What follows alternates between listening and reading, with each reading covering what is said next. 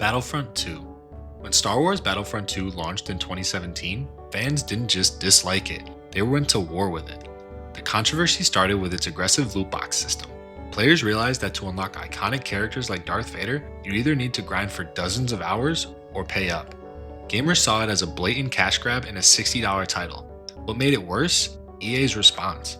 On Reddit, they infamously claimed the system was designed to provide players a sense of pride and accomplishment. That comment became the most downvoted post in Reddit history, and the backlash spread fast. Fans launched a boycott campaign calling for others to cancel pre-orders and avoid the game entirely. Media outlets picked it up, politicians got involved, and the term pay to win became a scarlet letter for the entire industry. EA scrambled to remove microtransactions temporarily, but the damage was done. Battlefront 2 became the face of corporate greed, and fans had made their message loud and clear. Modern Warfare 2 2009. In 2009, Call of Duty Modern Warfare 2 was one of the most hyped games on Earth, but it sparked instant backlash before it even hit shelves. The reason? A mission called No Russian. In it, players control an undercover CIA agent assisting terrorists in a massacre at a Russian airport. You could skip it, sure, but the damage was done. Footage leaked before launch and controversy exploded. News outlets labeled it offensive and dangerous, while players and politicians debated whether a shooter should allow participation in such a scene at all. But that wasn't the only problem. PC gamers learned the game wouldn't support dedicated servers, a massive blow to the competitive scene. Hardcore fans accused Infinity Ward of killing mod support, inflating lag, and prioritizing profits over community. Boycotts were announced, especially on Steam.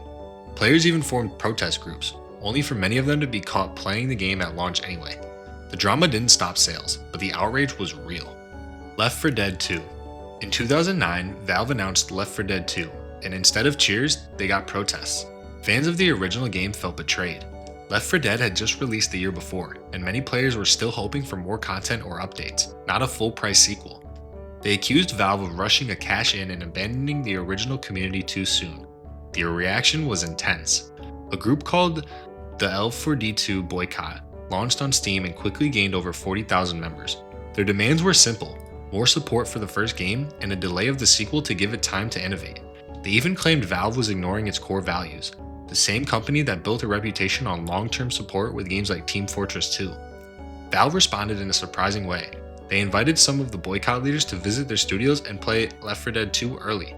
That softened the protest, but many fans stuck to their boycott, at least until the game actually dropped, and turned out to be great. Mass Effect 3. When Mass Effect 3 dropped in 2012, fans were furious. The entire Mass Effect trilogy had built its name on choice. Every dialogue, every battle, every decision was supposed to shape your ending, but in the final game, that promise unraveled. After dozens of hours of gameplay and years of investment, players reached an ending that felt rushed, vague, and nearly identical across all choices. The color of the final explosion changed, but not much else. Fans felt cheated. Reddit and BioWare forums exploded with outrage. A movement called Retake Mass Effect began circulating online, demanding BioWare fix the ending. And yes, they called for a boycott of future BioWare games too. The uproar was so strong that BioWare actually responded. They released a free extended cut DLC that added new cutscenes and some extra content, a rare moment of a major studio caving to fan pressure. But the damage stuck. Mass Effect 3 became a warning sign. Don't overpromise narrative freedom unless you can deliver it. Diablo Immortal. At BlizzCon 2018, Blizzard took the stage with what they thought would be a big announcement: Diablo Immortal, a mobile-only entry in the beloved franchise. The crowd's reaction? Stunned silence, followed by boos. Fans were expecting Diablo 4, not a smartphone spin-off. To make matters worse, the developers doubled down, responding to criticism with the now infamous line, "Do you guys not have phones?" That one sentence lit a firestorm. Hardcore PC fans saw the announcement as Blizzard chasing Chinese mobile markets instead of respecting its Western player base. Accusations of greed flooded forums, and hashtags like #NotMyDiablo started trending. Fans called for boycotts not just of Immortal, but of Blizzard products altogether. Memes mocked the reveal, and YouTube videos analyzing the fallout racked up millions of views. Blizzard downplayed the backlash, but it never fully disappeared. Even when Diablo Immortal finally released years later, and made millions, many longtime fans still refused to play it, feeling like their loyalty had been sold off to the highest bidder. Pokemon Sword and Shield. In 2019, Pokemon Sword and Shield became the first mainline titles released on a home console, and fans were ready to celebrate. But the excitement quickly turned sour. It started with the announcement that not every Pokemon would be included, a decision dubbed Dexit by the community. Players felt betrayed. For over 20 years, Pokemon had promised you could bring your favorite creatures from older games into each new one. Suddenly, that was gone.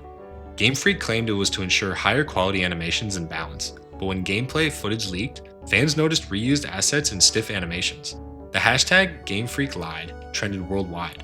Forums, YouTube, and even Change.org exploded with calls to boycott the games. Some fans canceled pre-orders, others swore off the series entirely. Even at official events, Game Freak was met with boos and protest signs. While Sword and Shield still sold millions, the damage was real. For the first time, fans questioned whether Pokemon was growing or just cashing in. The Last of Us Part 2. In 2020, The Last of Us Part 2 wasn't just one of the most anticipated games of the decade, it was a cultural moment. But when leaks surfaced before launch, everything unraveled. Key story beats, including a shocking character death and a major shift in perspective, sparked outrage across the fanbase. Some felt betrayed by the direction of the narrative, while others accused Naughty Dog of subverting expectations for shock value. The backlash turned ugly fast. Fans flooded social media with criticism and created boycott hashtags like #NotMyThe Last of Us. Some targeted the game's developers with harassment, while others organized review bombing campaigns before the game even released. A portion of players were upset over representation, while others just hated that the story challenged their emotional attachment to certain characters. Despite it all, the game broke records, selling over 4 million copies in 3 days. But the fan divide remained deep. The Last of Us Part 2 became a case study in how story choices can trigger a full-blown boycott, even in a masterpiece. Hogwarts Legacy. Before it even launched, Hogwarts Legacy became one of the most controversial games of 2023. On the surface, it had everything fans wanted, an open-world RPG set in the Harry Potter universe. But the backlash had nothing to do with gameplay. It centered around J.K. Rowling. Though she wasn't directly involved in the game's development, her public comments about transgender issues led to massive online protests. Activist groups and some gaming communities argued that buying Hogwarts Legacy would indirectly support her. Boycott campaigns surged on social media, urging fans to avoid the game entirely. Some streamers faced harassment simply for playing it, while others pledged to avoid it altogether. The controversy split the internet in two, one side calling for accountability, the other defending players' rights to enjoy a game without political baggage. Despite the firestorm, the boycott failed to slow the game down.